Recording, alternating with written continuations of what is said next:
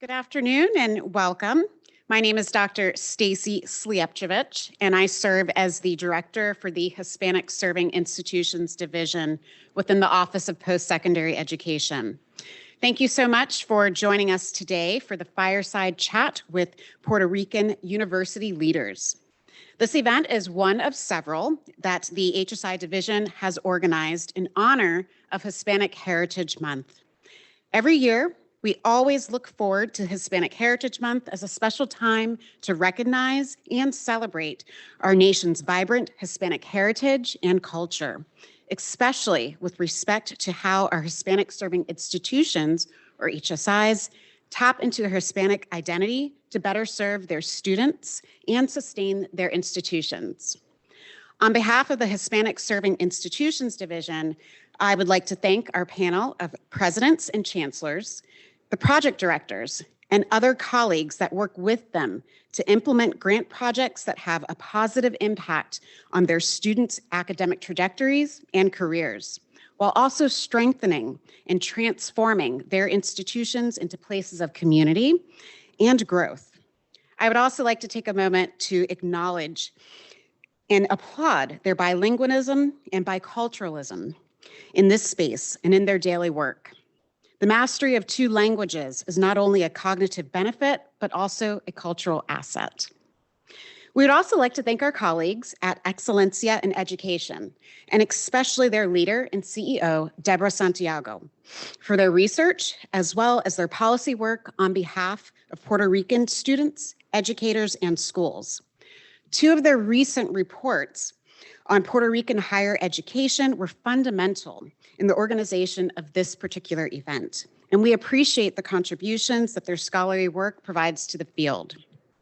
Next, I would like to extend a special note of appreciation for Chris Soto, who has graciously joined us today as a speaker on behalf of the Secretary of Education, Dr. Miguel Cardona.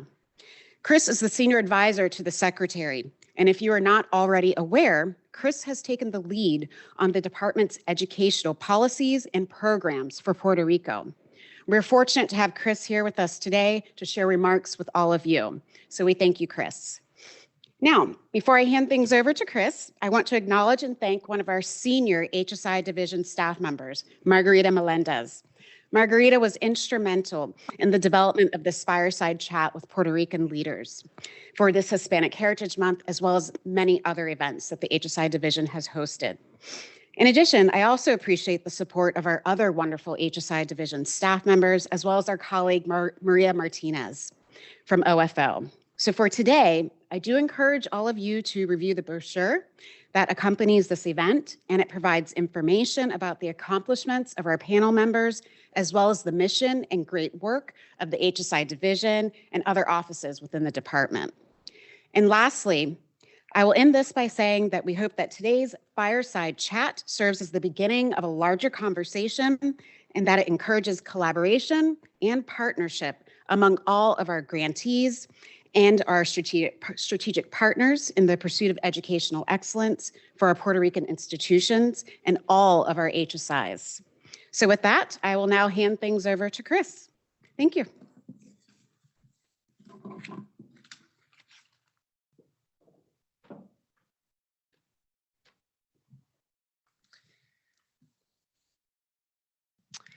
Good afternoon and buenas tardes. Hola. Good to see. Hola. Good to see our leaders on, and great to be with our colleagues here at the department. Really giving a warm welcome to our presidents who are joining us, who we know that you're running huge schools and systems and could be anywhere else in Puerto Rico, but you're here with us, so we appreciate that. You know, I know many times you all do the hard work when we come to Puerto Rico, and hopefully, we've been able to return that hospitality, albeit virtually. I also want to give a special thanks to Stacy and to Margarita specifically, who on behalf of the Secretary brought this vision to a reality. It's no secret that a lot of our work in Puerto Rico focuses on the K-12 side based on the urgent need that students are facing. But it's also critically important to have this event to open up this space for our higher education partners who are doing tremendous work.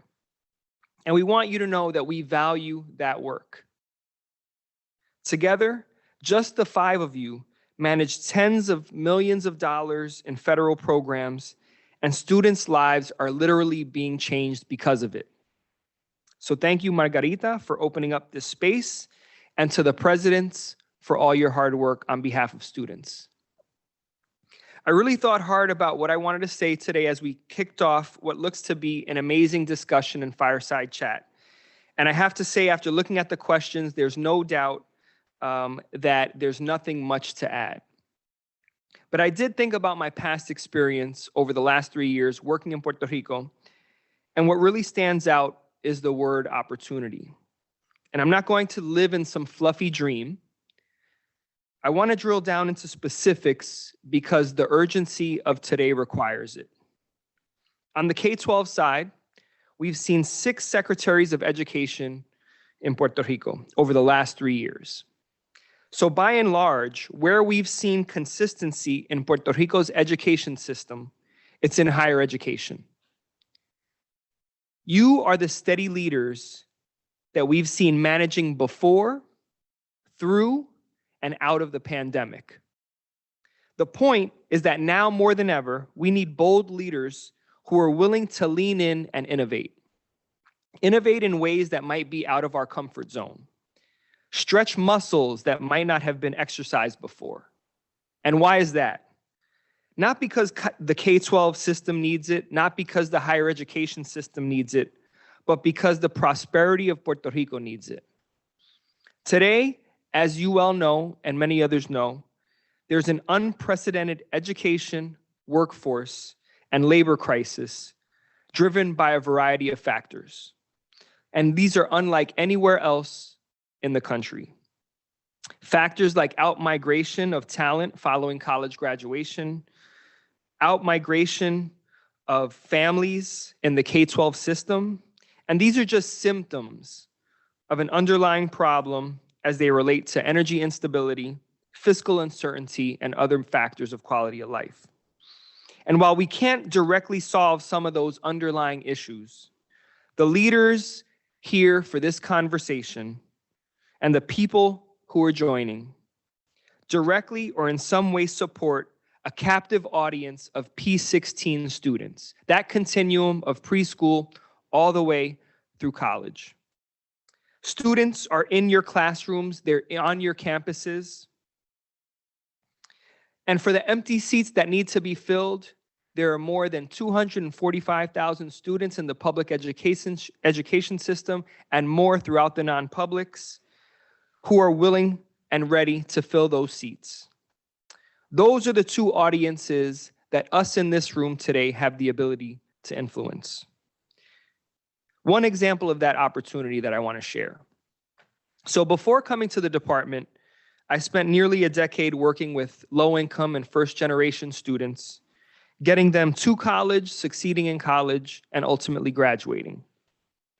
We were helping them with their FAFSA completion, college applications, and relevant to today, enrolling in pre-college credit-bearing programs.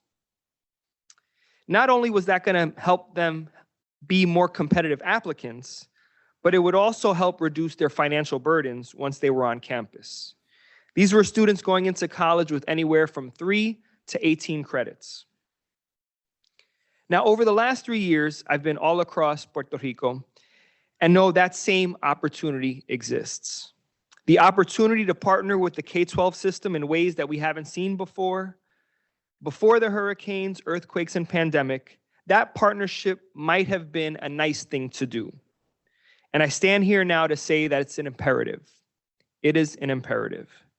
So back to innovating, back to stretching those muscles, we have to break down those silos that exist and truly create not just a P16 system, but that P20 system.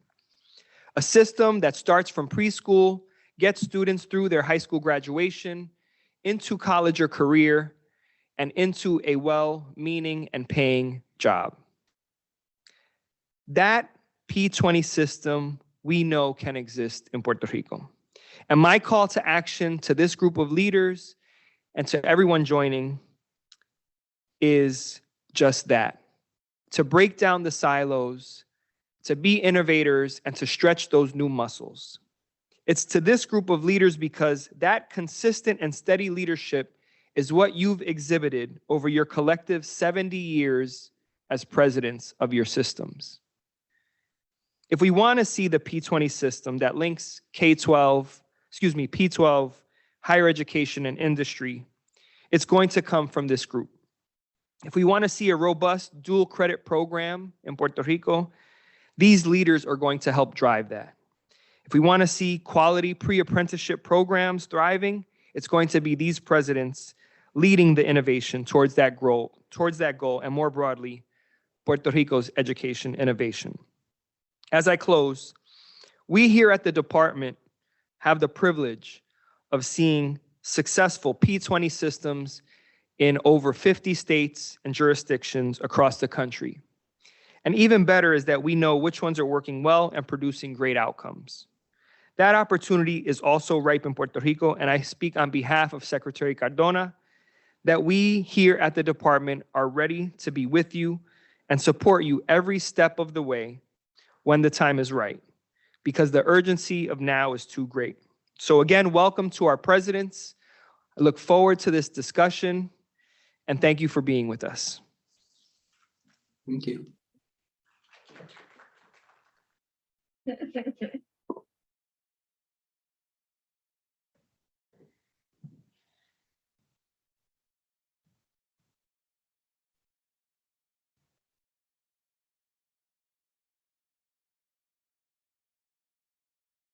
So good afternoon to everyone. Do I have the mic on? Okay, great. It is so wonderful to see all of you again. President Soto, Marwash, Chancellor Whalen, President Nieves, Chancellor Varela. It was such an honor and a pleasure for me to be able to visit you this past summer in Puerto Rico. And I know that we have a lot to talk about, así que no voy a hacer demasiado de preámbulo, but I did need to make sure I mentioned one thing to our attendees. Please remember to place your questions, comments, and thoughts in the chat, and we will address those questions and comments when we get to the end. So please make sure that you place them in the chat. So we had discussed 4 areas that we wanted to talk about today. And this will be the most that I'm going to be talking. So the first topic, and I think the one that really caught my attention after I came back from the site visit, was just the resilience and how you all have not just survived everything that's happened, the convergence of natural and other catastrophes, but you've thrived.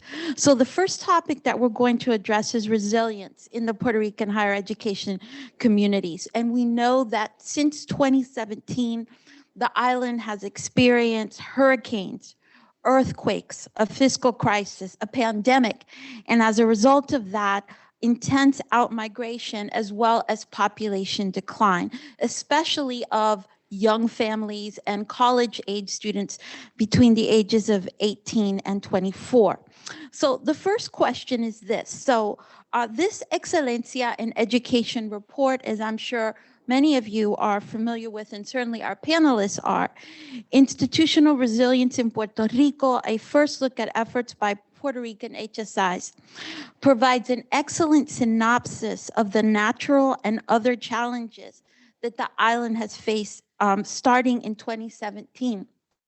However, reading about it in the newspaper in Excelencia's report, watching it on the news, or however we get it through our social media, is never the same as experiencing those catastrophes for yourself. And whoever would like to begin the conversation, please do so. So here's the question.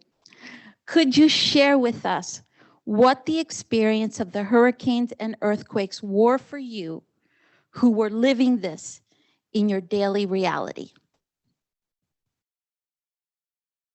I can start with, because we were right in the middle of this, in terms of our what Chris said about the consistency of the leadership.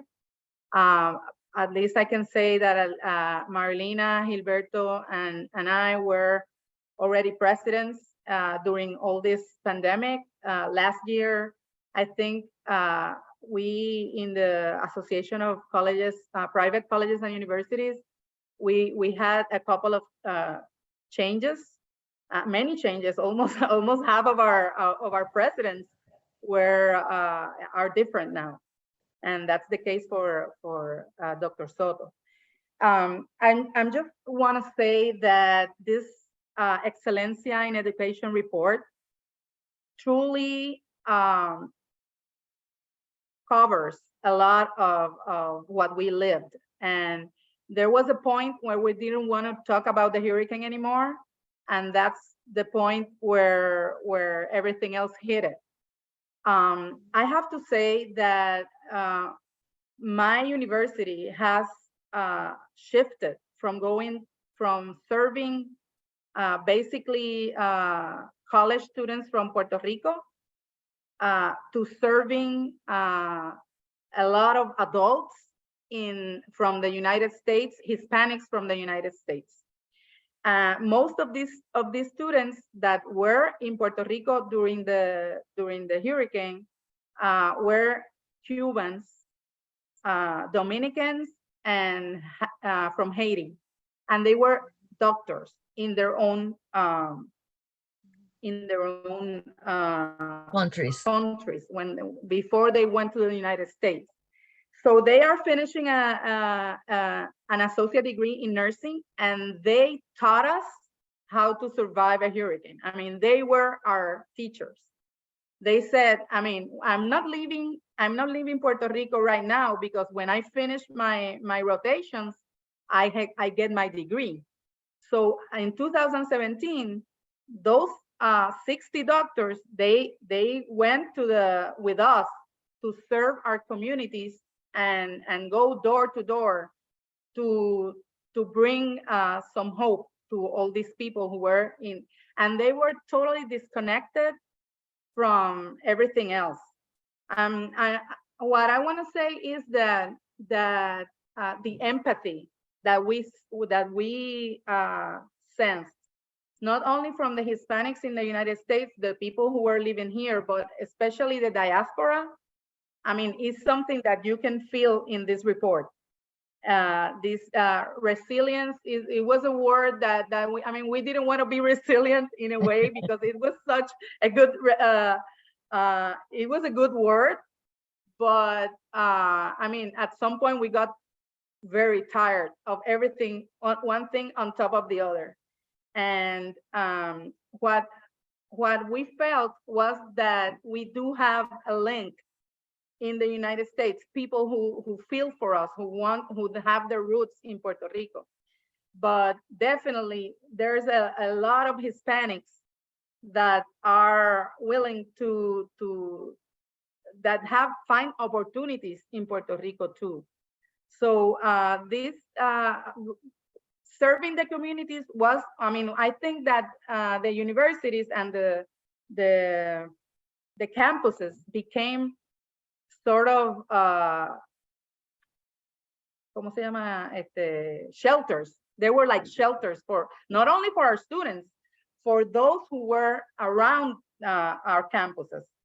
So it was I mean, the only, since we didn't have any communication for a while, it was very important to take care of your own. I don't know if you know what I mean. In that sense, since Puerto Rico has campuses in almost every municipality, every corner, our campuses became those shelters. And it was very, and I don't want to jump into the COVID, but it was very much a sense of I mean, now we have to send everybody out of the university when the COVID hit. So it was a very important sequence of events and of unfortunate events. But in a way, I think that Hurricane Maria made us so strong and we needed to collaborate more, and we needed to build those bridges in a way that we could survive in a way, but not only survive, but be a shelter for our communities. So that's my answer. Margarita, if I may, first of all, I want to thank the department and the Hispanic Serving Institutions Division for hosting this event and for all the support that you offer Puerto Rico colleges and universities through the years. I want to thank you, Margarita, for your support and your leadership, not only in organizing this event, but in all the good work that you do with all of us in Puerto Rico. I think Gladys is right. I mean, the colleges and universities in Puerto Rico played a critical role in the response to Maria. If you look at the past 6 years, it's been Maria, the earthquakes in the southwestern part of the island. It's been 3 years of pandemic. And then when we thought we were getting out of the pandemic, we got Fiona. So it's been 6 years of 2 island-wide impacts in Maria and the pandemic a prolonged impact. Maria's still with us. There's still a lot of recovery going on. And then add the devastating impacts of the earthquakes in the southwestern part of Puerto Rico. And then when we thought we were out of it, the Fiona hits. And that was really painful because we thought we were in the clear, and we got a reminder that these uncertain risks are just part of our daily lives going forward. Universities, I think, have been called to play a critical role in response to many of these disasters. And back in 2017, 2018, before, I think right after Maria or just before Maria, there was a world value survey conducted in Puerto Rico, and the universities came out as the institutions who had the most public trust in Puerto Rico. And I think in response to Maria and then the subsequent events, that has been borne out. And Gladys is absolutely right. We were called to be emergency response and relief centers, not only for our immediate university communities, but for the many communities surrounding our campuses, and in many events, to even providing relief and support to communities in different areas of Puerto Rico. And the challenge has been, how do we build up institutional capacity to play this role in the future? Because the role that we played in emergency response is above and beyond our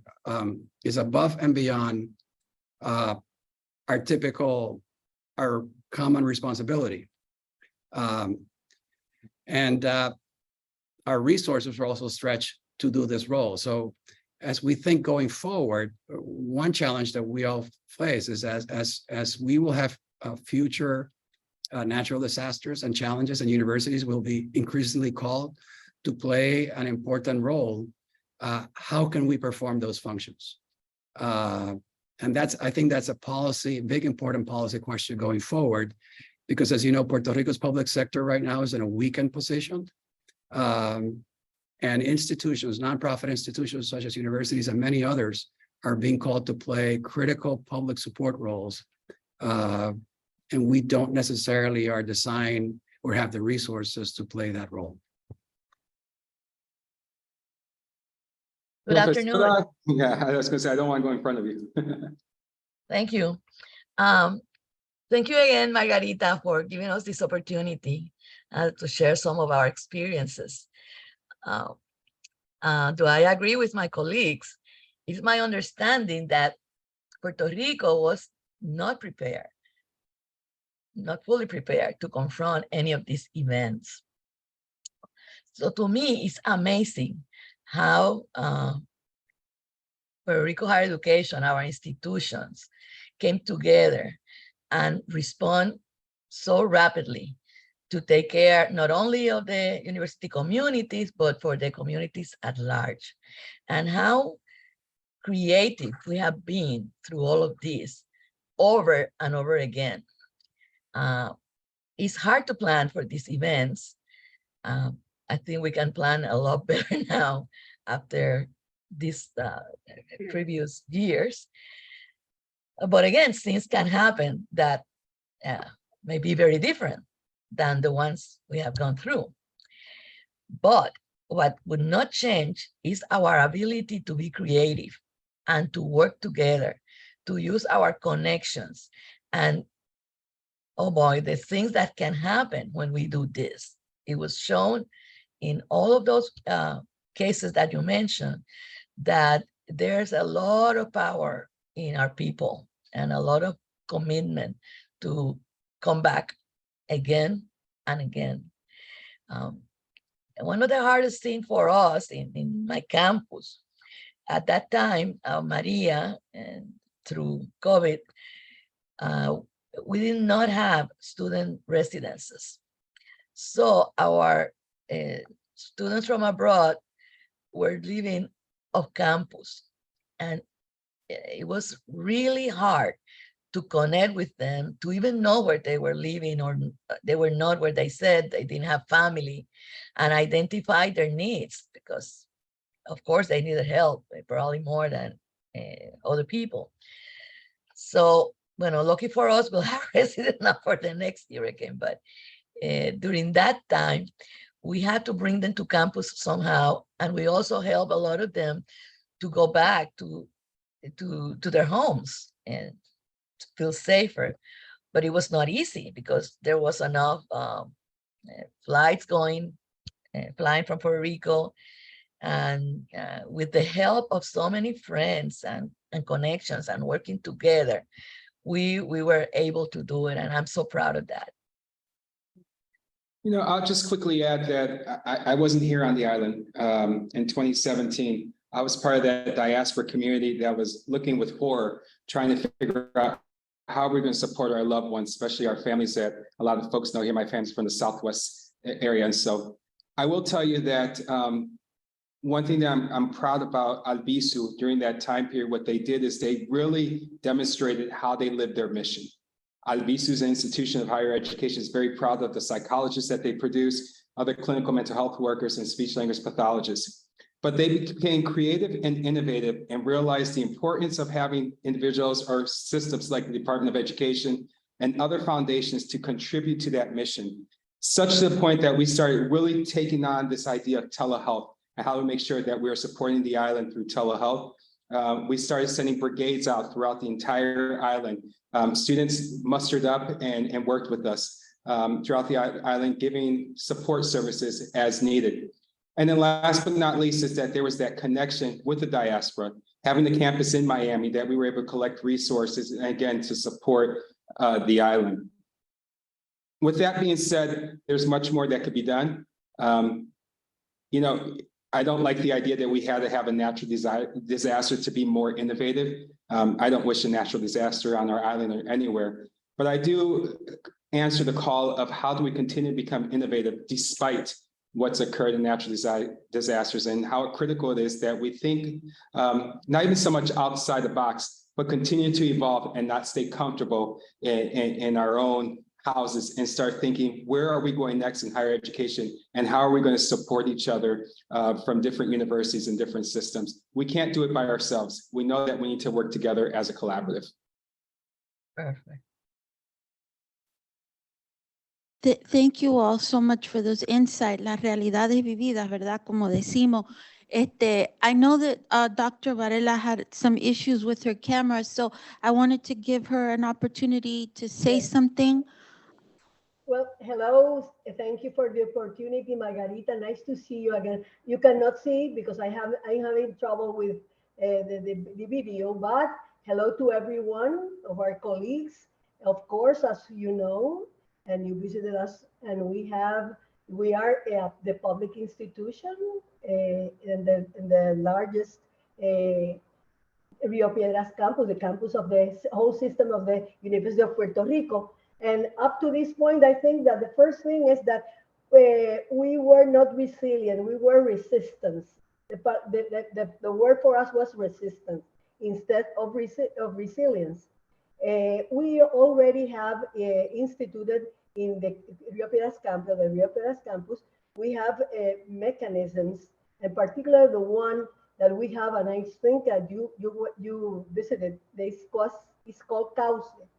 The CAUSE project is the Center for Urban Community and Business Action, which is really in about 2 blocks of the Rio Piedras campus. And as you recall, we are very committed to Rio Piedras.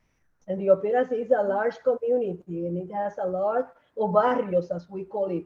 But it already has existed as it has a legal basis, this CAUSE project, and it has been used by and advis resourceful for the community, for not only those last events, almost for maybe 25 years here at the campus. So we had the organized people to look forward, doing the community responses and looking at the needs. And of course, we had to be, or it had the urgency, yeah? The urgency to think and to solve problems. Well, really, of course, I think that I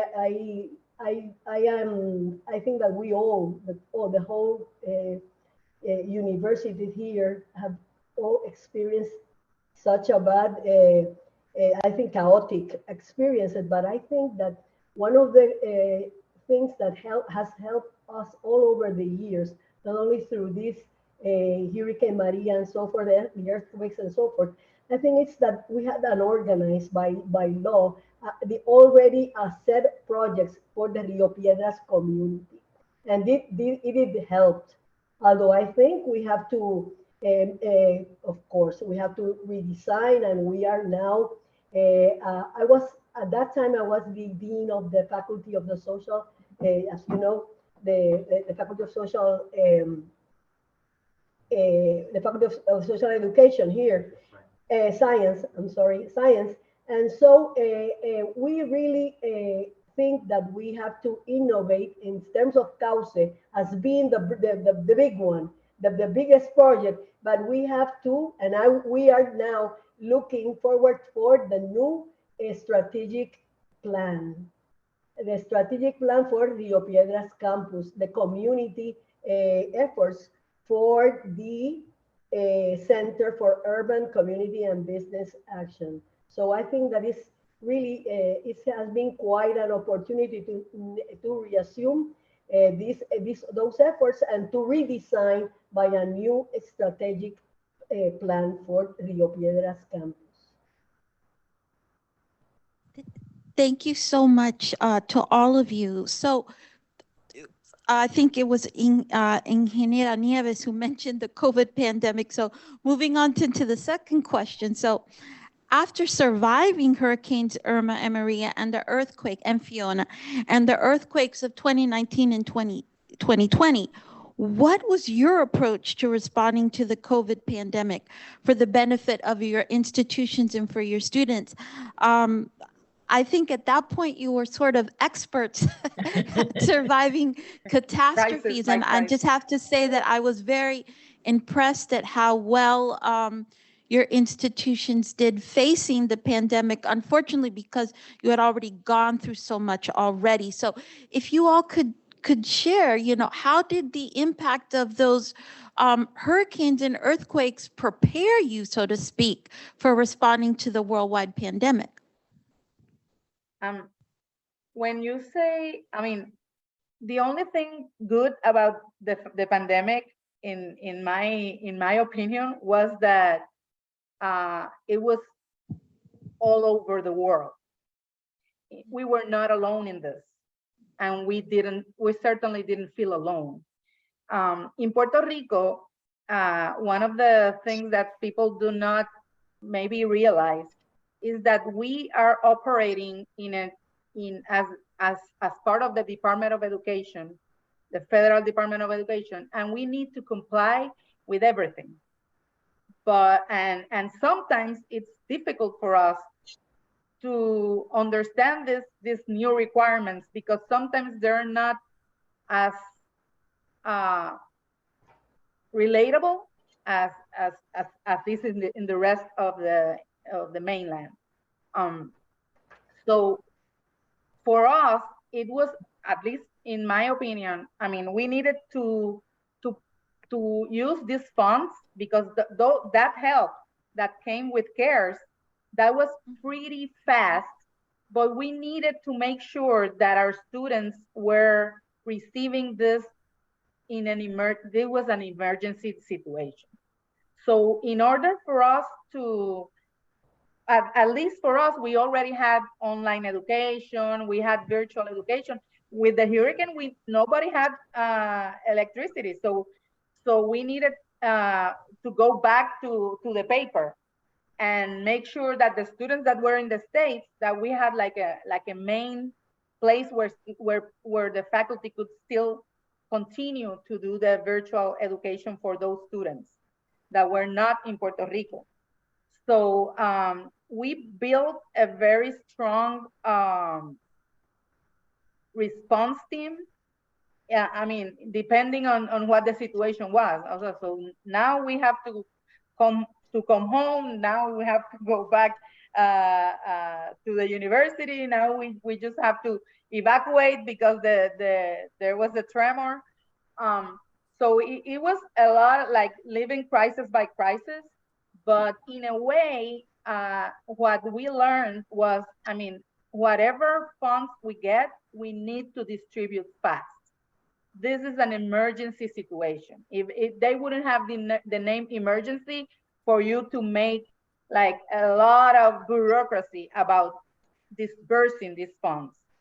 And at least for me, my institution is right there in front of the Department of Labor, and I could see all the workers going around the block doing the line, and they were not receiving. So what we did was that we started again to serve like a community kitchen and call people to say, if you have nothing to eat, or if your family doesn't have to eat, we are serving like 500 meals for each day. So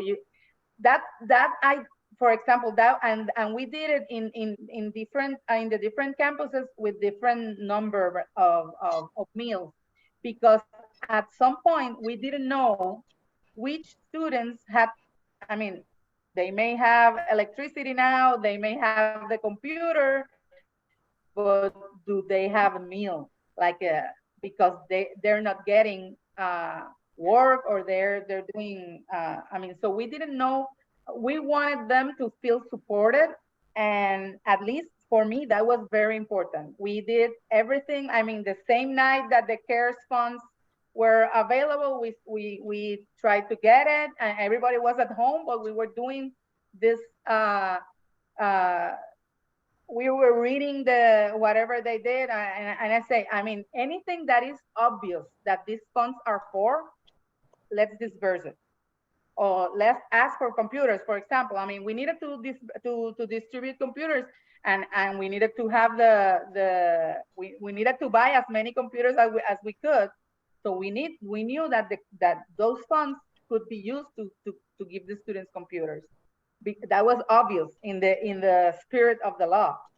So sometimes you cannot wait for the regulations to put, I mean, every dot in every I, but sometimes you need to take care of things and make sure that the decisions that you make are following the spirit of the law. And again, sometimes, I mean, we do have, I do admire the Puerto Rico Association of Financial Aid Directors, because they always feel, I mean, they always work together, so that every regulation that comes every year, a new regulation to comply with, they make sure that every university in Puerto Rico, we comply.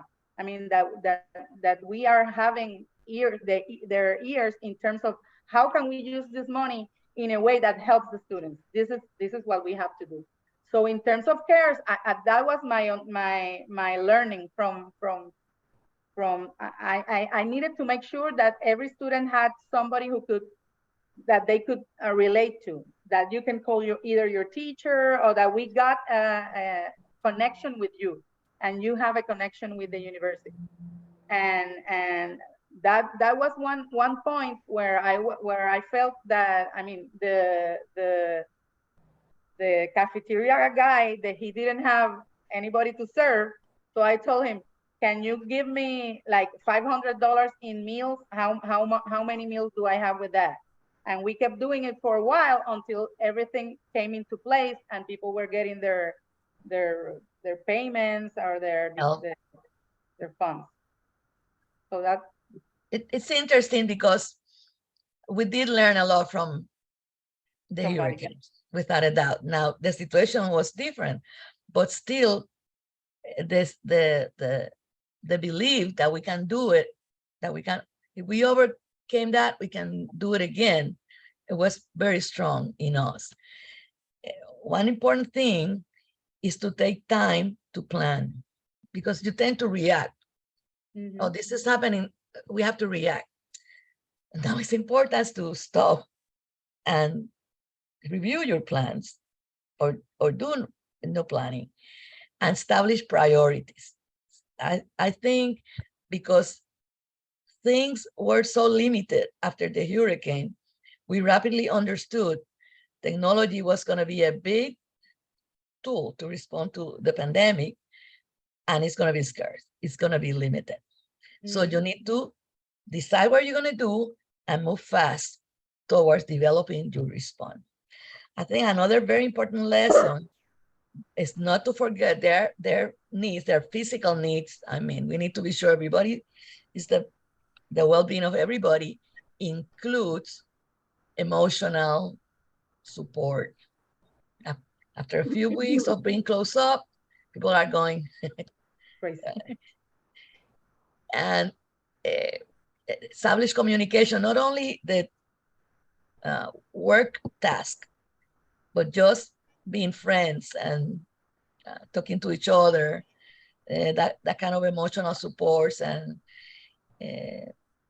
communications became very, very important. There are people that are more lonely than others, and that they need these personal connections, even if they are virtual, online, or whichever way.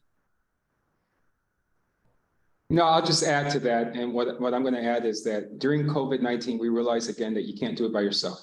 And so the idea of trusting your employees and trusting your students to still fulfill the mission was critical during COVID-19. So how do you demonstrate that trust? You do what you have to do. You give them hotspots if they needed the hotspots so they could do their work. A lot of times here at Albizu, we revisited our policies and practices where we encourage the remote work. And it wasn't the idea that because I see you every day, that means you're working. It allowed us to demonstrate that there's no excuse to fulfill the mission, the educational mission, and our mission to serve the community.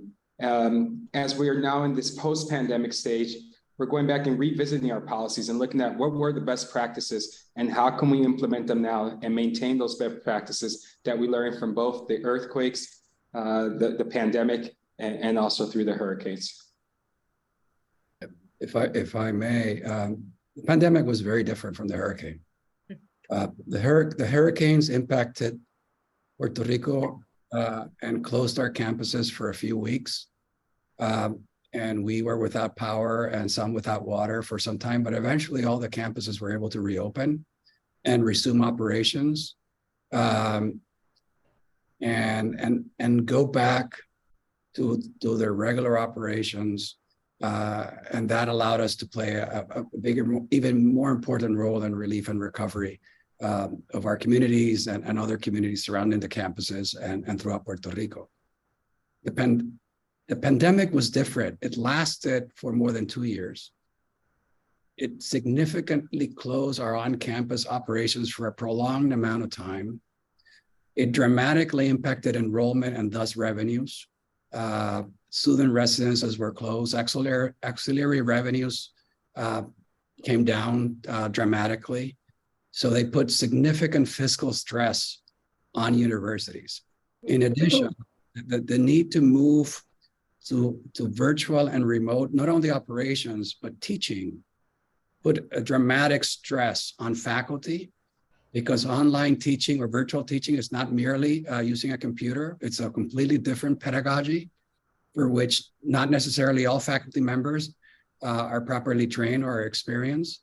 So the pedagogical challenge of the pandemic for faculty was really a dramatic challenge. And then for the organizations, student support services and then administrative services to be able to operate on remote contexts and virtual settings when most of our institutions were primarily face-to-face or on-site operations.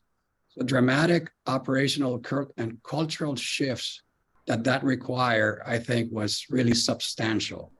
And that gave us really an incredible learning opportunity of best practices, best pedagogical practice in terms of the incorporation of online learning or distance learning, whether asynchronous or synchronous learning, and then how to incorporate remote or virtual operations into your regular day-to-day campus operations. But it was prolonged. And then the fiscal stress from enrollment declines because not only were universities closed or severely restricted on their on-campus operations, Puerto Rico high schools were closed for a year or more than a year. So all your normal recruiting cycles or your normal process of admissions were severely impacted. And this lasted for 2 to 3 years. So if you look at enrollment numbers, retention numbers, and graduation numbers for those 3 years, there's significant decline. And then when you look at the impact of those 3 years on high school performance of students and learning, the students that are coming into colleges now come with significant deficiencies from their pre-high school experience that we have to address. So the pandemic, I think, was a different order of challenge. And I think Gladys is exactly right in one critical point, that the whole world was going through this at the same time.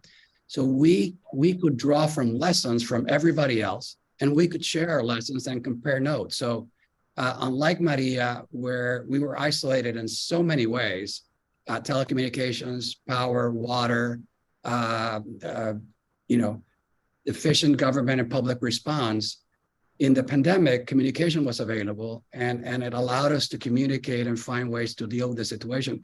And we are still learning from the post-pandemic situation, because many of the lessons from those times with respect to the incorporation of online modalities, whether synchronous or asynchronous, the incorporation of virtual student services and administrative support, and finding the right mix of those for each campus operation is an ongoing challenge for all of us. And none of this would have been possible. None of this would have been possible without the critical support that we received from the HERF funding. Without HERF funding, this would not have been possible to survive. I mean, the declines in revenues that we all experienced were dramatic. And without HERF funding, we could not upgrade our classrooms or our teaching facilities to be able to provide quality online learning experiences. We couldn't support our virtual administrative and support services. So from the perspective of the Puerto Rico College and Universities, the HERF funding was critical for us to survive these past 3 years. And we're still unfolding the lessons. And Marilina's right. Now, we've gone through dramatic experiences, very different. And we have to draw the lessons and plan accordingly for the future, because we are going to have the burden of providing support, not only for our community, for our university communities, but for many other communities in Puerto Rico, again. So we can better prepare for those future challenges, although, of course, there's always an element of uncertainty and we can't prepare for everything, but we can do as good and sound a job as we can. Thank you, President Marwash. Dr. Varela? Yes, of course. I think that the words coming from Dr. Marwach, they are very clear in terms that we were not able to survive if we didn't have those funds. So I think it's kind of a common platform in terms of all of us. I think that, and I concur also with Dr. Nieves in terms of the urgent response that we had to give, because it was really necessary at that time. Very sensible time in terms of the human needs and emotional needs. But in terms of our efforts, we focused on reaching out students, calling them, knowing their needs, and addressing them through our best resources, I can think that it was all over the community, the academics and non-academics and the students council, which offered. We came through a very good phase, humane phase, which we were all together dealing with particularly with the approach toward what our students and family face in their situation, and to, of course, do two things: look at their courses and make them accessible online through the funds that Dr. Marsuach told, and we created additional support networks based on humanism, collaboration, and the acceptance that we were doing through a crisis. It was a crisis, really, a methodological approach. But and of course, all of us are fighting spirit that we all share, and I think that we should enhance all the student development council and departments that we have, especially in the Rio Piedras campus. As of course, we created various materials and reach out guidance materials and reach out to the student population through whatever meetings and whatever we had. Also, the employee assistance program and the research and academic services with all the different deans of every unit here at the Rio Piedras campus. So we opened the doors of communication through multiple meetings and forums, especially, of course, by face-to-face when it was the time, and why not? We use when we had the opportunity to be online, so that I think developed our plans to face the challenges, and I think that we should enhance, and we are promptly designing different services for this crisis that we have to deal in the future. I have to, excuse me, Margarita and my fellow colleagues, I have to leave for a moment, but I will leave Dr. Hector Aponte here, which has shared with me and dealt with the questions, those magnificent questions that you asked us answer for it. He is the one. I will be back because I have to go. I have an emergency. Thank you. Dr. Aponte? Margarita, can I just add something, because I wanted to emphasize how the higher education universities in Puerto Rico, obviously also in the States, this experience that we have disbursing funds directly to students, it was so important, because I'm also part of the Association of Private Education, part of the board member, and I have to say this. I felt for them because they didn't have direct access to federal funds. They had to go through the Department of Education. And when I felt so fortunate that I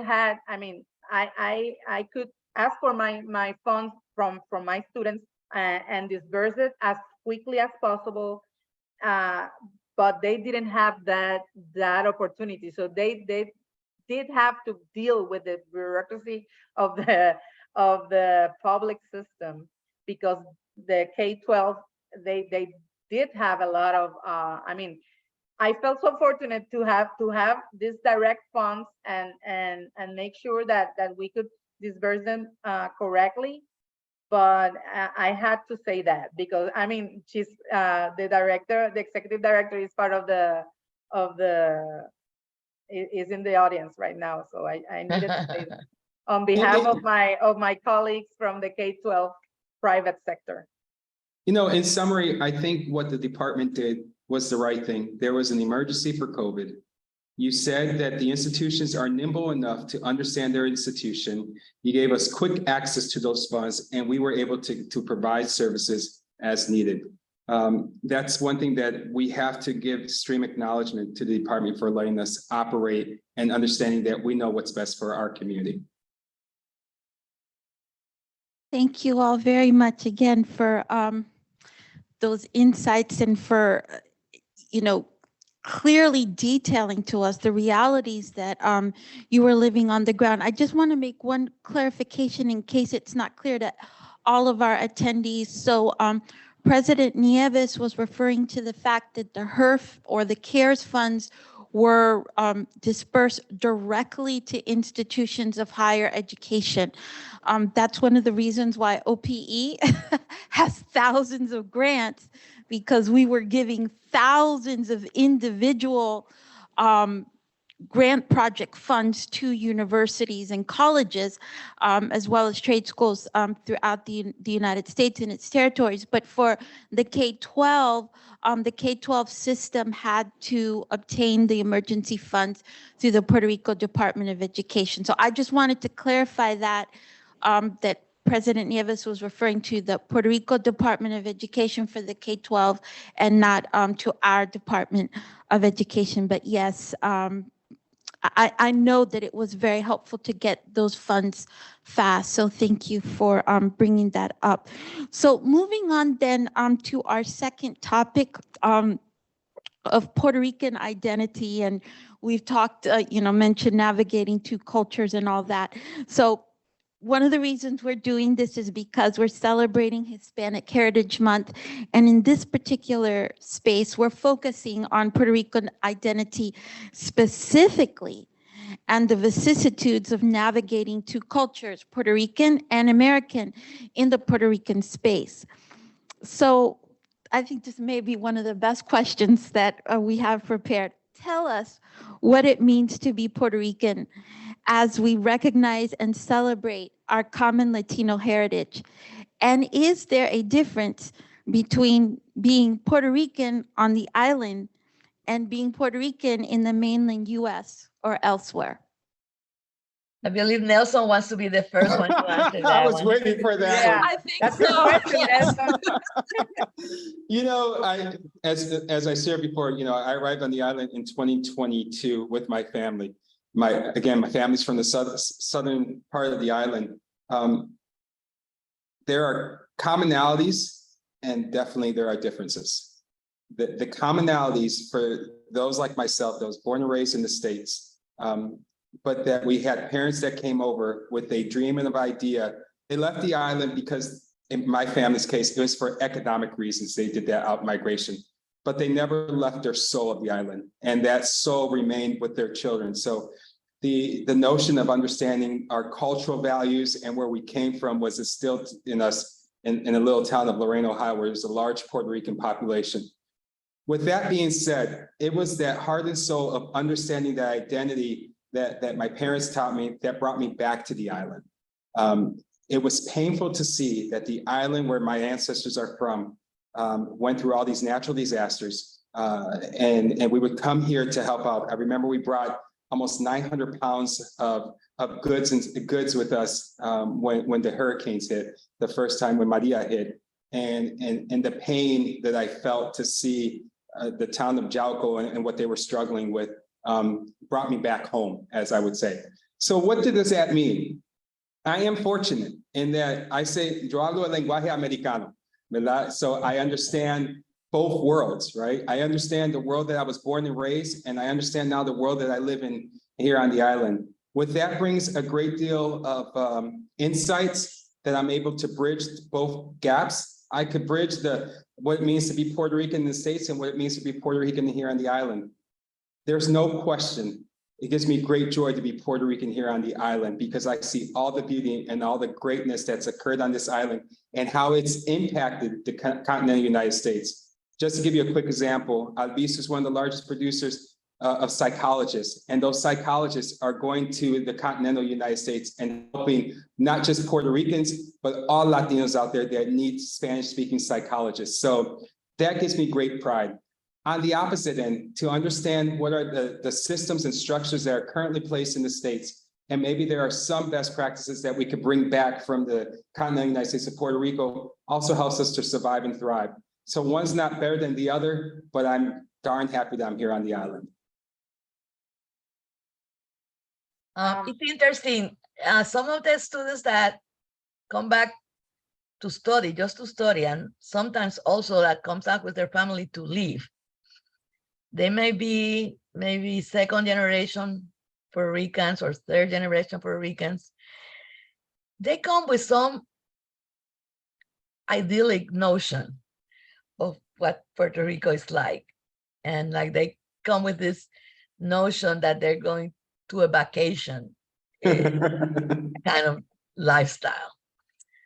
So they find quickly that there is another side, that we have to struggle sometimes, that they find problems like with public transportation, that they don't find some of the things they're used to in the States, and they have to regroup and adapt to what is living in Puerto Rico. Hopefully or luckily, they find all the good parts at the same time of living here, like Nelson was describing. But we do have to deal sometimes in helping them in that process.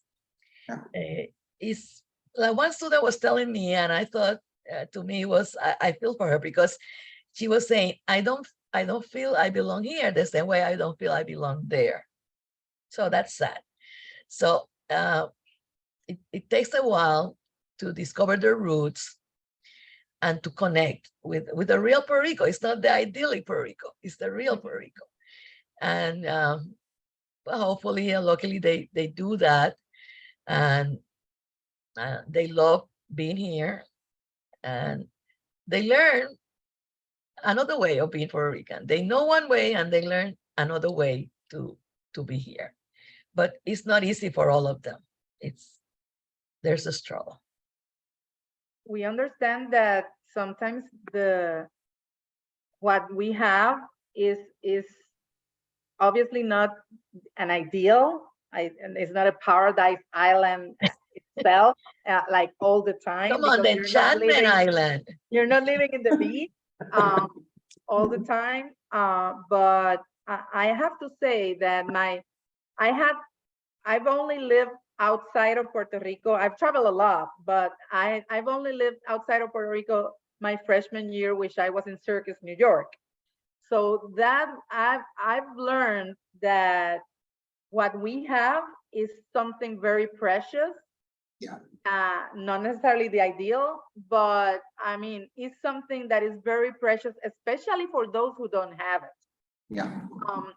Talking about the citizenship, talking about, I mean, obviously we do have funds. We get to speak our own language and be bilingual. I mean, that's something that is a superpower. And most Puerto Ricans they go to the States, they want to polish their English skills. And for those who have, I know a lot of people like Nelson, for example, he has the name Nelson Soto. I mean, that's from San Sebastián del Pepino. I mean, there's a lot of Sotos over there. Right. So I would think that I see you and I would think that you speak Spanish because of your name. Right. And sure, not necessarily everybody speaks Spanish. So he's polishing his Spanish, going in a Spanish immersion experience. And that is the kind of thing that I see as an opportunity, because Puerto Rico is definitely not Costa Rica, but in Costa Rica, they do tend to confuse us, those who are not from Puerto Rico or from Puerto Rican roots. But they do sell a lot of Spanish immersion for people to be bilingual, because being bilingual is not speaking English, it's speaking English and another language. And you can come from Spanish and learn English or some other language and do the same thing. I mean, having Puerto Rico so many universities, solid universities with the capacity now, definitely because of the immigration, that we have spaces for these students, that we can continue to bring students for short, medium, or long stays, and they can discover not necessarily their Puerto Rican roots, their Hispanic, because Puerto Rico is a very rich culture, and we have a lot to offer culturally, and culture and education comes hand in hand. And having experienced a different culture, it makes you a better person, no matter where you live, no matter where you were born. But definitely for the experience that we've had with students, adult students who are immigrants in the United States, and having a place that they can finish their degree in a language that they fully understand, even when they are going to be living in the United States. I mean, it gives us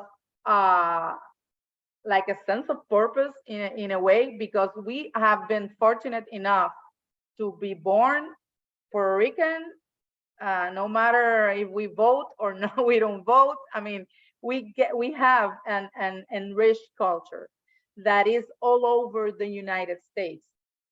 I mean, let's just say that the Department of Education secretary, he's from Puerto Rican roots. So we are very proud of that. We think that it's time for us to give back, because there are not every immigrant in the United States is so fortunate. That's true. And sometimes when we go there, we feel like we don't fit. But when we're not international students, but we are multicultural students. We do have a lot to offer, and I have students from the United States, Cubans and Dominicans, and their average age is like 38, 39. These are not traditional students. These are people who are seeing an opportunity in coming to Puerto Rico and finish a degree that is relatable in the United States. So I feel like, and also the best, for me, the best airport is Puerto Rico Airport when I come back, no matter where I go. I think Dr. Soto was gonna say something. No, the only thing else I was just going to add is it's not an us versus them, right? So the notion that we have the flexibility to go in and out of the island and to have the support of the diaspora is critical. We know when there's been natural disasters, critical issues, our biggest supporters have been the Puerto Ricans on the island that advocates for the needs and the concerns of the individuals here. And for that, I'm very proud and grateful that I got to live it. I get to live that experience on a daily basis. President Marwash or Dr. Aponte, did you have any thoughts on this topic? I think this is a very delicate question. There have been many migrations of Puerto Ricans to different parts of the US, not just one.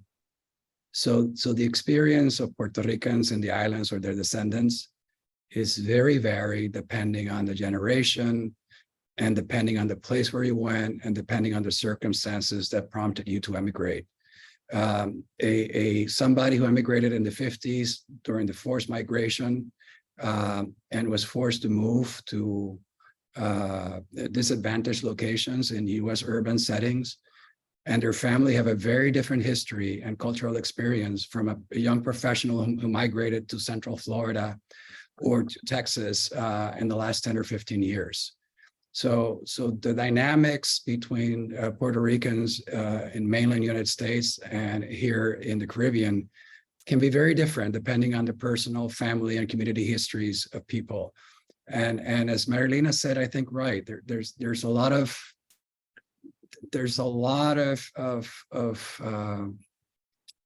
imagination of what being in Puerto Rico is like if you've never been here. And the same thing happens the other way around. I mean, there's thought that if you get on a plane and go to Florida, go to other places, things are going to be a lot better and that they are here. And that's not necessarily the case. So navigating those realities can be very challenging. And then navigating the relationships between communities in different states and communities here in Puerto Rico, because the community in Puerto Rico here is not monolithic. I mean, there are many communities in Puerto Rico in different areas. And don't forget the language. People who are second or third generation Puerto Rican in the U.S. are not necessarily fluent in Spanish. They may not have been taught Spanish at home, or their Spanish might be a conversational Spanish. So the language also becomes an issue depending on how what communities and what your history is. So I think that the important thing is that overall, I think there's a goodwill and a willingness to engage, to relate, to try to understand each other and work through and find common ground. And that's what you see when people from mainland move back and they have difficulty adjusting, but we usually find a way. And I think in the US, I think that's, that depends really a lot of where you go. I mean, there are places where Puerto Ricans are very welcome and made to feel at home and can adjust and incorporate into their communities and become really productive members of those communities. And there are other areas in the United States where that may not necessarily be the case. So it's a very dynamic and fluid situation. But when you consider that there are actually more Puerto Ricans or Puerto Rican descendants living in continental US than in Puerto Rico, it's going to be a significant part. It's going to be a significant part of ongoing Puerto Rican reality in the future. I think next year, there's a big event being considered that's called Junta Boricua of gathering people from mainland US and Puerto Rico together. I think that could be potentially a big event of trying to bring these different communities together, sharing stories and sharing what we have in common. And it's certainly one of our future challenges is how do those 5 million that are over the continental US, plus the 3 + 5 million that are here, it's close to 10 million all over. How do we combine efforts and combine strength to improve the quality of life here in Puerto Rico? I think that's an ongoing question, and hopefully we'll work through together with our brothers and sisters in mainland US. Sure. I Thank think, you. Margarita, that the important thing is that we recognize those differences, that we don't have to assume anything, like Gilberto said. And the same way that we have special care with students that are not Hispanic or students that are not Puerto Ricans, and we are aware that they might have special needs, that we recognize in our fellow Puerto Ricans the same thing, whether they moved last year or 10 years ago, it doesn't matter. This is their home. They're most welcome. They're most welcome anytime, and they're welcome with open arms. And if I can say, if there's a quality that distinguishes Puerto Rico, it's our capacity for hospitality. And I think that's one of our greatest collective virtues, hospitality. And making everybody feel welcome. Feel at home. And particularly if these are Puerto Ricans or descendants of Puerto Ricans, so there's that familiar connection, that hospitality may even be warmer because of that familiar sense. Definitely, President Marwashin, you just reminded me of an ad that I keep seeing on my streaming services for Puerto Rico, and one of the things in the ad that it says is strangers don't remain strangers very long. I don't know if you've seen that ad, but it's all over the streaming services here in the US. So definitely agree on the hospitality, la calidez, la inmediatez de la gente, how easy it is to just make friends. Dr. Aponte, was there anything that you wanted to add to this topic? Thank you. On behalf of Dr. Varela, we just wanted to highlight the role of alumni who have moved to the United States. And alumni who do not live in Puerto Rico anymore always remember us, support us, and follow us on social networks. And also support us via networks about funding and assessing us on the student learning assessment and other processes. They always remember us, and we try to engage with this population of alumni who have moved to the mainland US. Thank you so much, Dr. Aponte. So moving on then to our third topic, the critical role of Titles 3 and 5 grant programs and other ed supports for student success and IHE viability. I know we've talked a little bit already about the CARES and the HERF grants. So in particular, I'm thinking of the 3 grant programs that the Hispanic Serving Institution administers. So the DHSI program, which is Title 5, Part A, Developing Hispanic Serving Institutions program, then Title 5, Part B, Promoting Post-Baccalaureate Opportunities for Hispanic Americans, and then our newest program, the HSI STEM and Articulation program, which is Title 3, Part F.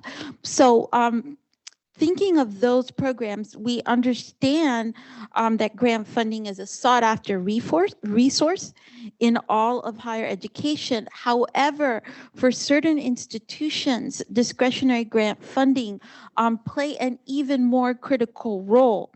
And one thing that I learned, and that you all have been very gracious in explaining to me and teaching me, is the particular governance and funding structures for public and private institutions in Puerto Rico.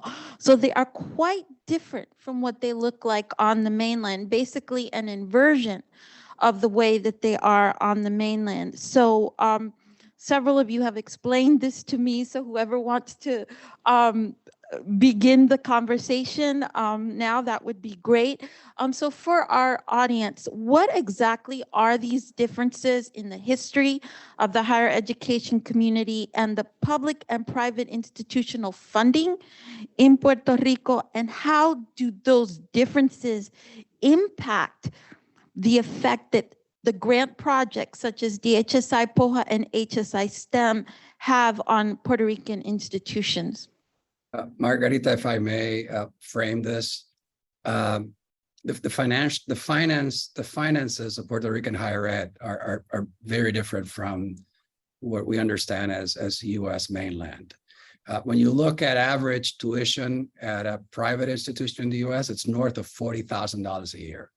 If you look at average tuition at a public institution for non-residents, it's between 20 and 30,000, depending on what study you look at. And when you look at average tuition for an in-state residence, it's in the vicinity of $10,000.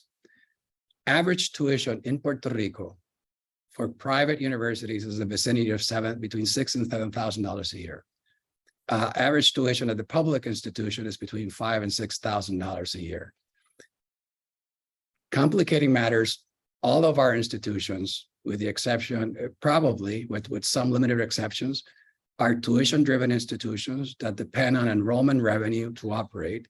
We have very modest endowments, very modest sources of auxiliary revenues, or many modest sources of revenue other than tuition.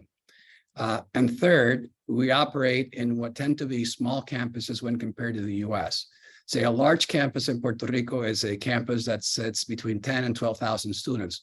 When you compare that to the large state systems in the US that have 40, 50, 60 or more thousand students, we have a very modest scale. And even those institutions that have multiple campuses tend to be smaller campuses. So tuition revenue is very limited. And the tuition revenue is limited because it's pegged typically to the Pell Grant threshold, because it's what we understand that most of our students can pay. Because if you look at all of our institutions, we have more than 60, 70 or more percentage of our student body are Pell eligible. And a significant portion of our students also receive federal loans to be able to cover their cost of attendance. So you're looking at a very stretched financial scenario. And when you look at the amount of student support services that are necessary to provide comprehensive, holistic, wraparound support to the student, tuition revenue is not enough. So within that context, the federal programs, the federal grant programs that run through the department are really fundamental to building capacity at the institutional level, whether it's infrastructure, whether it's faculty development, whether it's program development or curricular development, pedagogical development. They're critical to building student support services. So whether it's advising, whether it's counseling, whether it's psych support, whether it's tutoring support, whether it's all those services that are instrumental to make student get a sense of belonging and get the support he or she needs to succeed. And then other capacity building or strengthening programs. And then all those programs that run through Title IV that provide student support, whether the TRIO programs as well. So without those programs, and I've told you this in person, I mean, this is a matter of life and death. I mean, without these programs, our universities will look dramatically different. And many of the services that we provide, we just wouldn't be able to have because we couldn't finance them. So in our case, these grants are a significant portion of our operating budgets, which is very different perhaps from a large private or public campuses in the US, which these programs probably have a modest role within those campuses. But in our case, take our case at Sagrado. I mean, the programs that run through the department could be 8% of our operating revenues, but total federal grants could be as high as 15 to 20% of our operating revenues. And that's a very different dynamic. And we're not looking at research grants. We are teaching tuition-driven institutions. So our finances are very different. And I'll make the same comment that I made with respect to the pandemic. In the same way that HERF was fundamental to get us through the pandemic, in both student support, in building infrastructure capacity for technology and online systems during the pandemic, and then also to cover lost revenues. The grants that run from the department, whether Title III or Title V, are critical to the work that we do. And we couldn't do what we do without those grants. And when you look at our low retention rates and our low graduation rates, and we are in the Puerto Rico as an average is between 30 and 35%. I mean, and that's after all that support. So imagine the scenario if those fundings were not available, because the public institutions, the private institutions don't get any state support. That's different. In some U.S. states, they do get state support. We don't get any state support. So it's a very different financial context. And I think in our situation, the programs that the department runs through Title III, Title IV, and Title V are really decisive in allowing us here to carry out our missions and be able to prepare future generations of Puerto Ricans to contribute to the development and growth of our society. We constantly say that there's a critical need for mental health workers, behavioral health workers on the island. Because of Title III grants that Albizu recently received, we're actually looking at cohorts and working with high school students and preparing them for that field. We talk about the importance of our community heading on to graduate school and understanding the role graduate education takes in to fulfill these professions. If it wasn't for the Title V grants, we wouldn't be able to use these innovative approaches and how do we move these students forward. I won't echo everything that Dr. Marswatch said, or President Marswatch said, but the critical piece is these Title IIIs and Title V grants are our lifeblood for our ability to be innovative and moving those residents of the island to that next level. We would not be an institution of higher education of looking at innovation, looking at other ideas, looking at different types of pedagogy if it wasn't for these grants, because we cannot do it with just tuition alone. There are caps, and I would actually encourage the department to consider other opportunities where we could collaborate as systems so we can maximize these opportunities for the entire island and not just focus on individual institutions. Also, we have students who haven't been to their schools, I mean, in almost 4 years. So if before all this, we were serving the universities, the private universities were serving more in terms of percentage, more students from the K-12 public sector than the public universities. Right now, because they use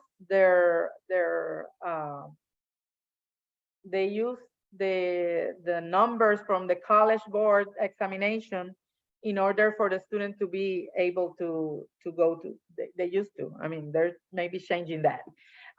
But the thing is that even students who are, their expected family contribution is 0, their parents, they send them to private schools in order for them to be college prep.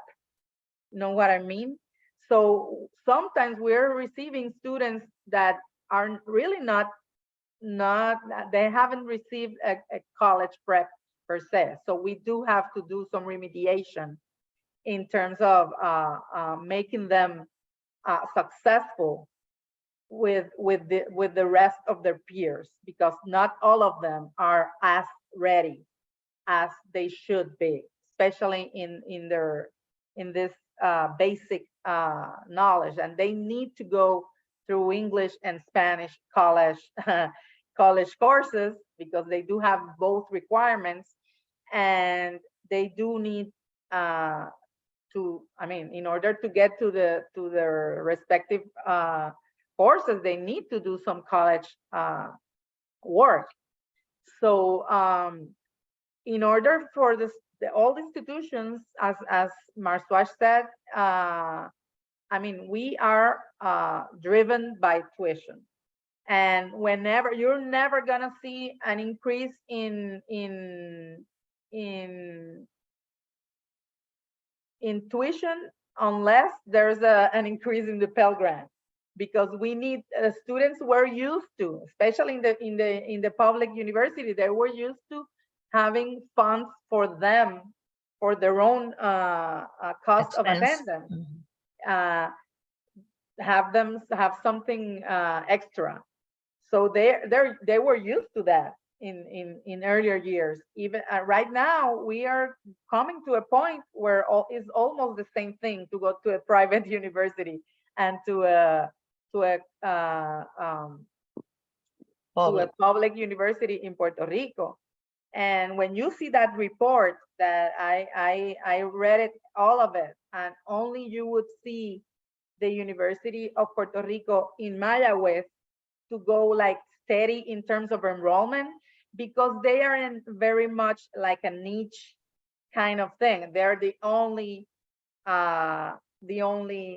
campus in the University of Puerto Rico doing engineering, degrees. So in the rest, the other 11 are not doing that. But in terms of serving the rest of the population, those that are not engineering, you're gonna see the enrollment going down. And the only ones that are, and if you are driven by tuition, and you would get extra money depending on the enrollment that you have, because that was the formula for CARES. So you need, these funds are very important to build like a sound system that do not have to end the construction because you ran out of funds. See what I mean? Because I mean, if you didn't get the enrollment that you were expecting, and in Puerto Rico, is definitely, that's been the trend for local students. The students that I mean, we have one of the smallest índice de natalidad. I mean, we're on the lowest 7 right now. So students that are coming for the university in the next 18 years, they have been born already. So we do have to do something else. We need to import students. We need to, I mean, we're not, even when we encourage students to to have more children. That's not gonna solve our enrollment issues for the next like 18 to 20 years. So we need to find those like niches that attract other populations. We need to we have been doing that. We've been serving adults, like even more adults, and also attracting other population, not necessarily all Puerto Ricans, because there are as many Hispanics as I mean, there are many Hispanics in the United States. So we need to find a sound, we need to build a sound foundation so that we can serve students either online with some experiences in other cultures, some long or short experiences. They don't necessarily have to be like a whole degree. They can do semesters abroad, and we were on that path very much when I think Biden was vice president. I mean, that was the track that we were willing to go again to 100,000 strong and have students come from different parts of the Americas and continue to do this part of their education be like multicultural. So I understand that these funds are very important for us to have like the good technology, for us to have the good services online, or depending on what the problem is going to be, where the student is. And after the pandemic, this hybrid part of education is everybody experienced it, so everybody knows it has some things that are very good and some things that, but sometimes it's your only option if you cannot stop working. See what I mean? So what I feel is that we need to support students no matter where they are in their development. Sometimes we need to go to the basic skills, and sometimes we need to give them some flexibility so that they can finish their degrees. But these funds are fundamental for us to do the search what the needs are, because every student is different. So we need to make sure that we do that we serve everybody in their own needs and continue developing them towards a degree that can they can contribute and they can give back with. I think the key aspects of this topic is that private institutions in Puerto Rico provide access to quality education to students that would not have the opportunity to be in the public system. And the only way we can do it is because we have the external funds to help support the continuity of students and academic services that are tailored, that is what the students may need in order to succeed. So if we didn't have this money to innovate, to provide the necessary infrastructure, to develop our faculty so that they can do the best possible job, and to provide all these support services like tutoring, counseling, academic, professionally, internships, all the things that we know have helped students throughout the year, throughout the decades, to achieve social mobility and become professionals and successful, responsible citizens. Because the truth is, the public higher education system haven't been able to provide it for all. So they have been more competitive. So students that may be better prepared will have access to their services, and we need to provide to fill the academic gap that some of our students will have. That's become very important now after all these disasters, after all these events. Students' high school preparation may have not been as good because students were closed and everything else. So at present, we need to provide even more support to help students with their academic lag. Thank you, Chancellor Wayland. So it's been very enlightening for you, the 4 representatives on the screen, to explain as a private institution, you know, dependency on tuition, which is tied in many cases to the Pell Grant. I know that for the UPR system, which is the public university system, they've also had their challenges because their budget has been reduced as, you know, as a result of the PROMESA board, the fiscal control board. So I wanted to see, I don't know if Dr. Varela's come back or Dr. Aponte wanted to say anything regarding that, the fiscal issues that they have had and how the Title III and the Title V grants have helped to build up the university, you know, fill in some of those gaps that you're experiencing as a result of those budget cuts.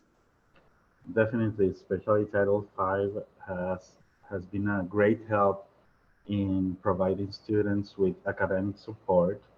And also as an R2 research institution by Carnegie, we rely greatly on funds from research.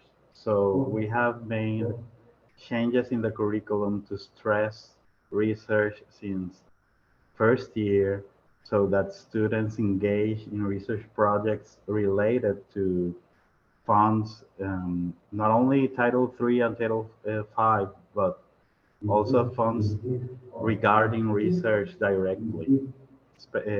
We are right now extending research from the main scope of natural sciences to more humanities and other types of research who can, we're putting in place some initiatives in that direction.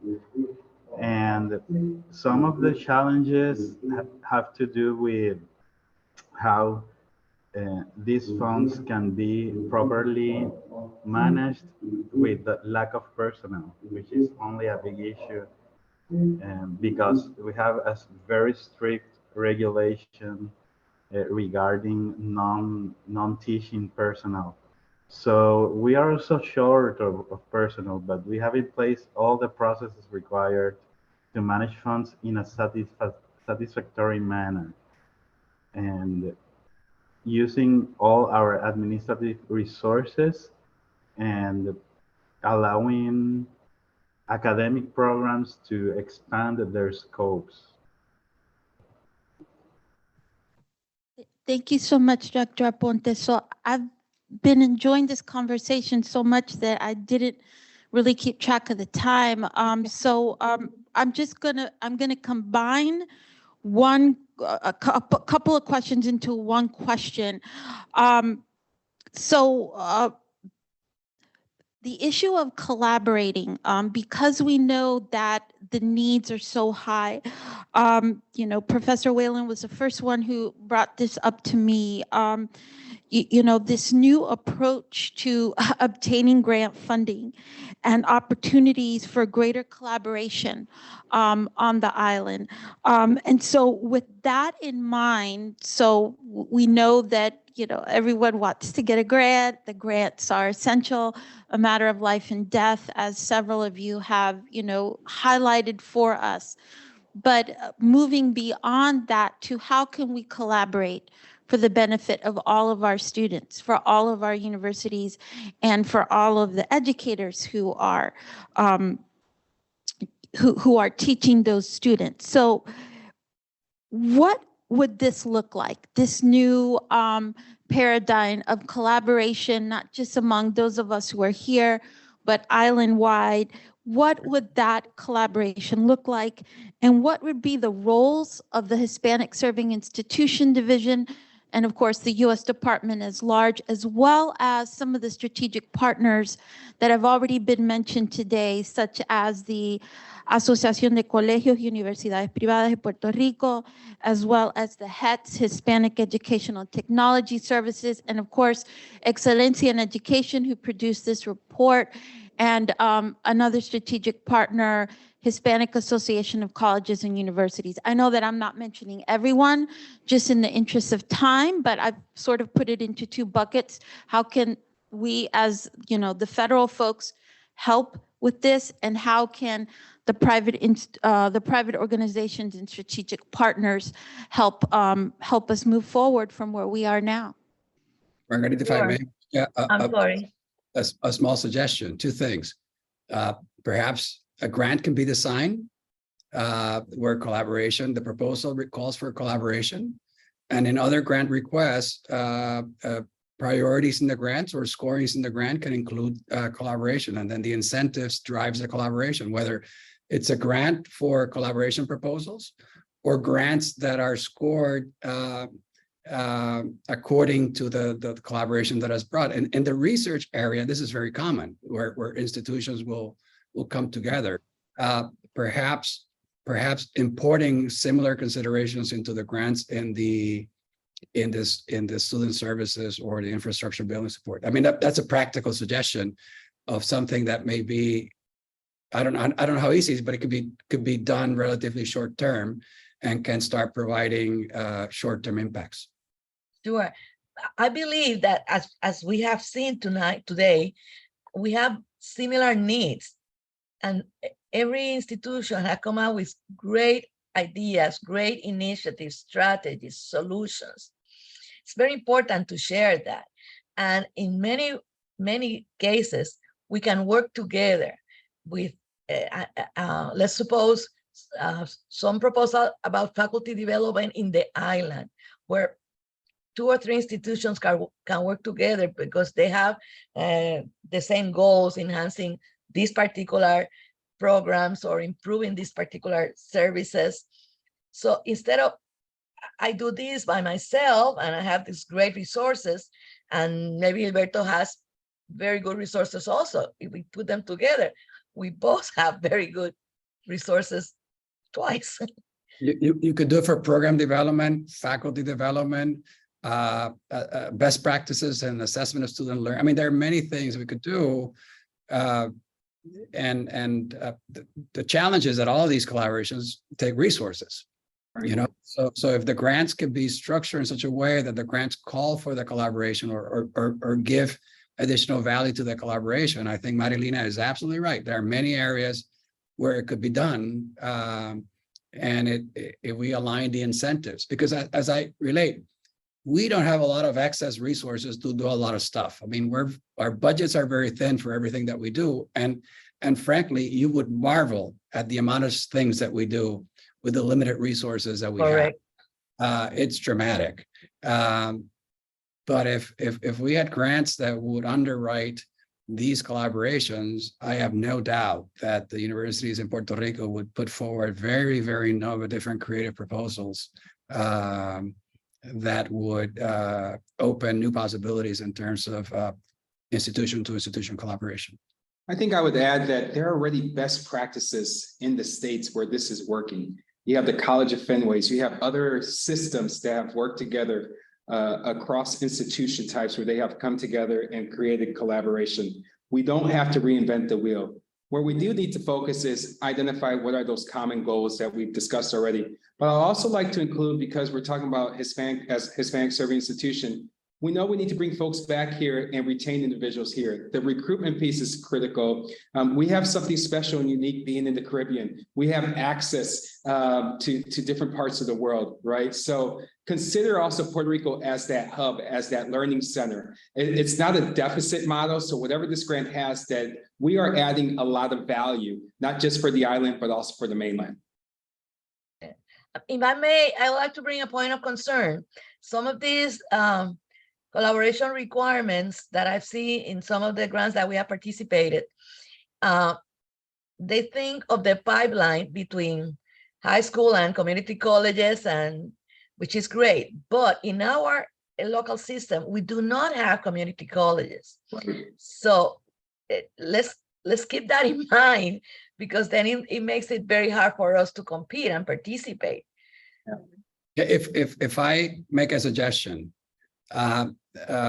Chris Soto gave us a challenge with respect to the frontier High between schools.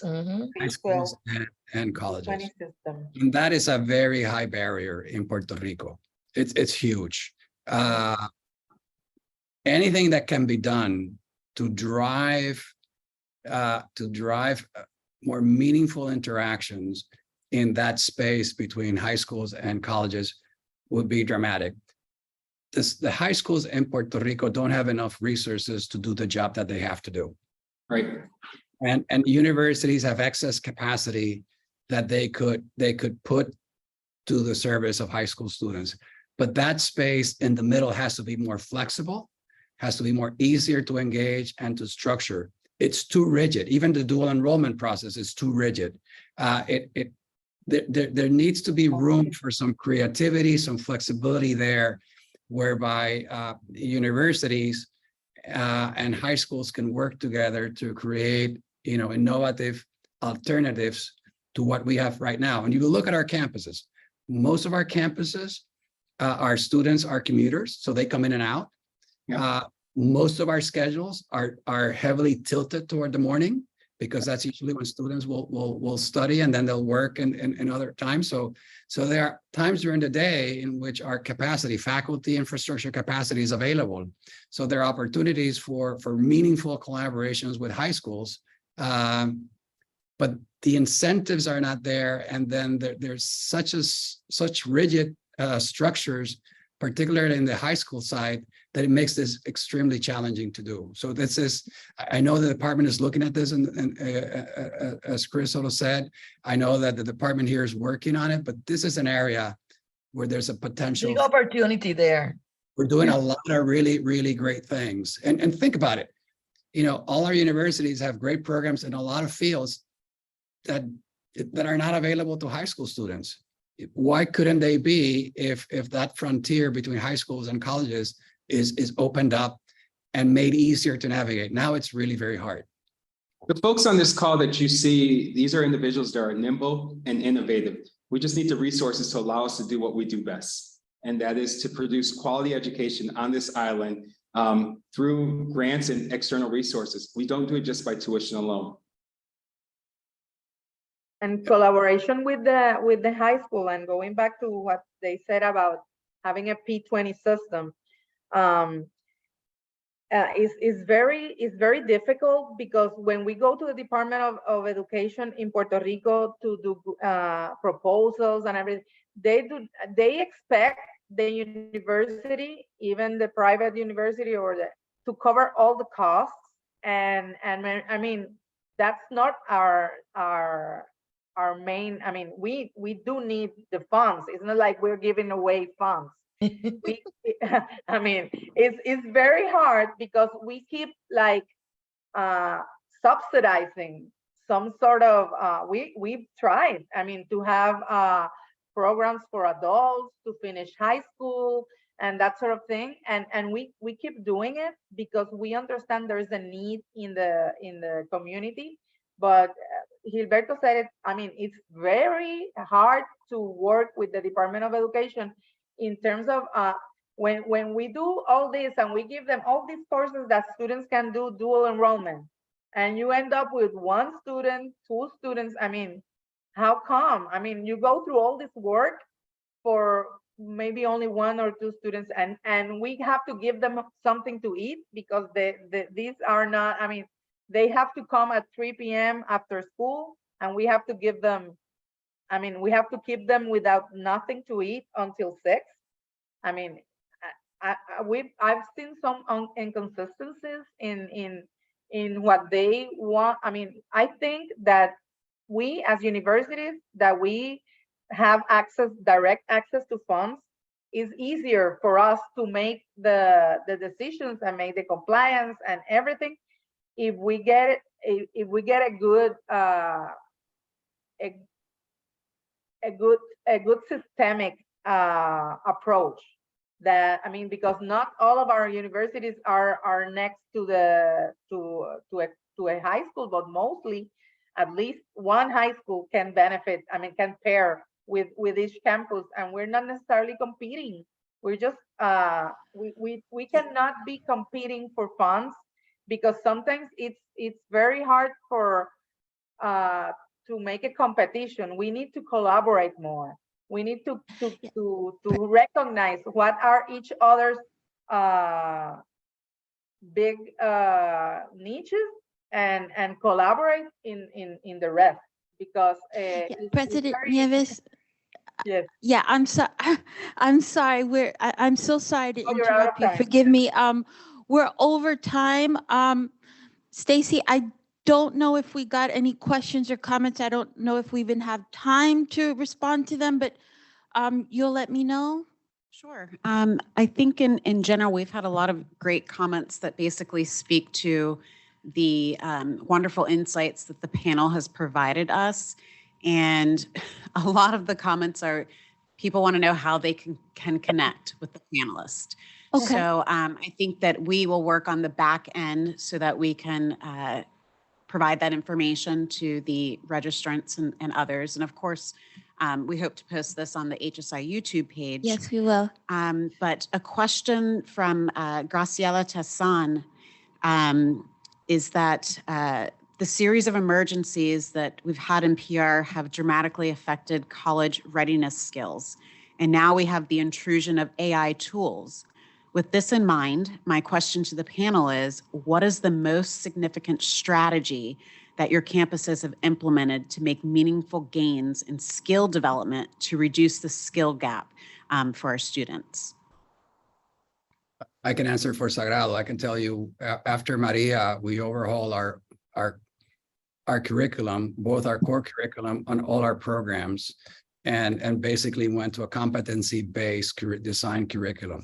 So all our students go through a basic curriculum at the core level for development of the basic skills that they're going to need no matter what academic discipline they decide to pursue. And that allows us to measure students' incoming skills and their growth and development as they move through their college years. And then we can track their improvements, their lacks, and then we can address them systematically because it's a common core. Everybody takes the same course. So we can curate the quality of the experiences and provide the necessary support to bring students along. We do exactly the same thing with the academic disciplines. It's competency-based per discipline. We measure the same progress in the core competencies of the discipline, and we can measure the progress by each student and work to bring them along.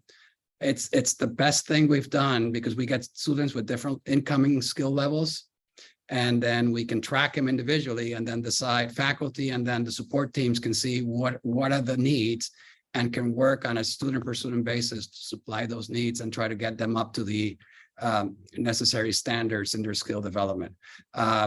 We've been able to do that because it's a common curriculum that we can curate together, and that allows us to build quality in the system over time. We've gone more to a mentor-mentee relationship with our students, and instead of waiting for them to come to us, we're constantly evaluating, looking at the core competencies that they're also meeting or not, but throughout the semester, really engaging with the faculty and students, more of that one-on-one approach, that academic coaching approach. We also have competency-based curriculum, and we provide access to supplementary material addressed to overcome some of the gaps through the platform, through Blackboard platform. And also we have real good centers to support academic progress with Title V funds. Margarita have visited them, and you can have all kind of help there, tutors and also counselors, all kind of help for your needs, according to your needs. Great, thank you so much. So before I hand things back off to Margarita, I just wanted to note that as the HSI Division Director, I appreciate this conversation. Margarita, thank you so much for facilitating this. We have heard you, and particularly with the point with regards to an opportunity for more meaningful collaborations. I know that when we walk away from this conversation today, that there are a number of things that we have that we can work on with you to help move that needle forward. So I appreciate all of you today. Margarita? So thank you again. I can't express my appreciation to all of you for being here today. I know how busy you are, how many demands you have on your time, and the internet sometimes doesn't cooperate. So there are all kinds of issues going on, but I was just so in awe and so appreciative of the work that you're doing and that your colleagues are doing, that I thought we really need to share this out to a broader audience. There is so much good work that is going on in Puerto Rico, in spite of, because of the challenges, however they may be, however you want to look at that. So as we said before, this will be the beginning of many more conversations. We've recorded this, so I'm going to go back and take a lot of notes that I wasn't able to write down because I wanted to give you all my full attention. But as my director has said, we hear you, and we're going to work on this together. So thank you again for everything. God bless you all and all of the work that you're doing, and we will continue the conversation. Thank you. Margarita. Bye-bye. Gracias. Bye. De nada, un placer. Gracias.